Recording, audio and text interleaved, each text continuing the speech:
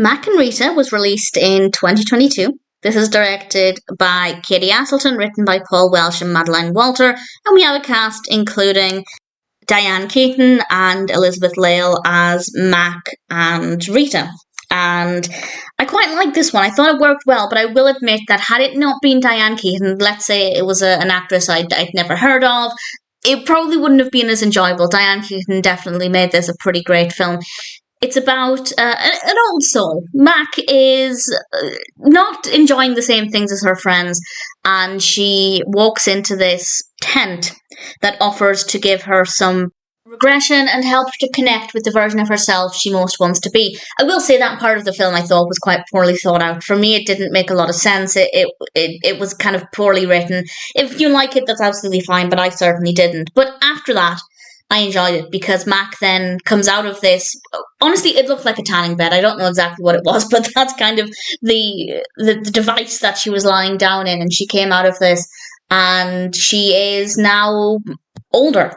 This is when Diane Keaton takes over the role of Mack, and she learns to feel what it's like to actually be in an older body, and I guess to have her interests accepted because she looks like the age at which these activities and interests are meant to be accepted. And as somebody who has always had an older mind, I absolutely love that as a concept. And that certainly really appealed to me. The actual activities, the specifics of the narrative, they're really not that interesting. It's not the most interesting story. The overarching concept, yes, the execution, not so much. But I did really like the character of Mack. And she pretends to get around certain aspects. She pretends to be Mack's aunt Rita. That's where the name of Rita comes from. So she's Mack, but she's also Rita at the same time when she's played by Diane Keaton, which I don't mind. I think that worked quite well. I think that was a pretty good decision.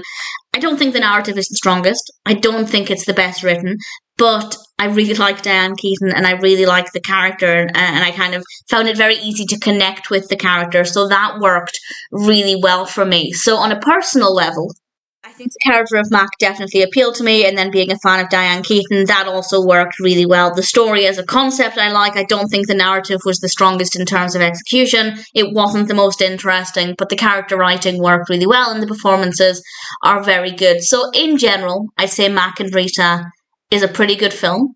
It's not perfect, but if the concept appeals to you, I'd say check it out. I think you'll enjoy a good chunk of it, and of course, if you're interested in any of the cast, Diane Keaton or anybody else, then I'd say that's a pretty good reason to watch it as well. So it's not perfect, but Mack and Rita is definitely more than a watchable film. And if it appeals to you, I'd say it's worth watching. It's one that I rather enjoyed, largely because of the character writing, and yes, because of Diane Keaton.